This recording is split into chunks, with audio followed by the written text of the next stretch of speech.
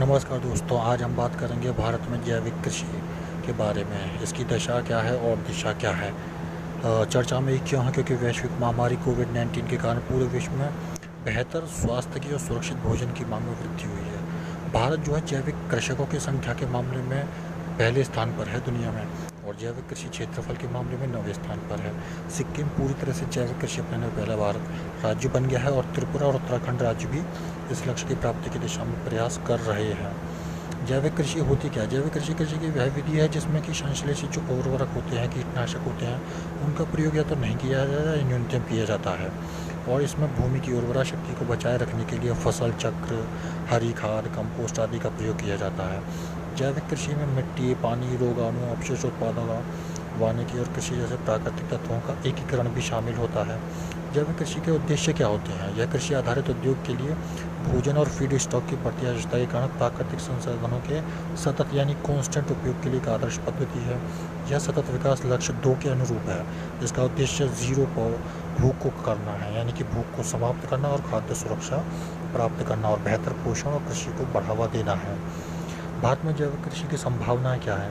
उत्तर पूर्व भारत पारंपरिक रूप से जैविक कृषि के अनुकूल रहा है, और यहाँ पर रासायनिक खपत कम होती है। वर्तमान सरकार जनजातीय और द्वीपीय क्षेत्रों में भी कृषि के जैविक तरीकों को आगे बढ़ाने के लिए प्रोत्साहन दिया जा रहा है। भारत वैश्विक जैविक बाजारों में एक प्रमुख खिलाड़ी के रूप में भी उभर सकता है। भारत से प्रमुख जैविक निर्यातों में क्या क्या जाता है? सन बीज, तिल, सोयाबीन, चाय, औषधीय पौधे, चावल और दालें रहे हैं। 2018-19 की में विगत वर्ष की तुलना में 50% की वृद्धि के साथ जैविक जो निर्यात है वो 5,151 करोड़ रुपए का हो गया है। सरकार की पहल क्या है इसके मामले में? Mission organic value chain development for north east region. ये केंद्रीय क्षेत्र की योजना है। यह सतत कृषि के लिए राष्ट्रीय मिशन के तहत एक उप मिशन है। इसे वर्ष 2015 में कृषि और किसान कल्याण मंत्रालय द्वारा अरुणाचल प्रदेश, असम, मणिपुर, मेघालय, मिजोरम, नागालैंड, सिक्किम और त्रिपुरा राज्यों में प्रारंभ किया गया था। यह योजना क्या करती है कि जैविक उत्पादन का प्रमाण देती है, जिससे क्या होता है कि ग्राहकों में उत्पाद के प्रति विश्वास पैदा हो जाता है। दूसरी योजना क्या है? परंपरागत कृषि विकास योजना है।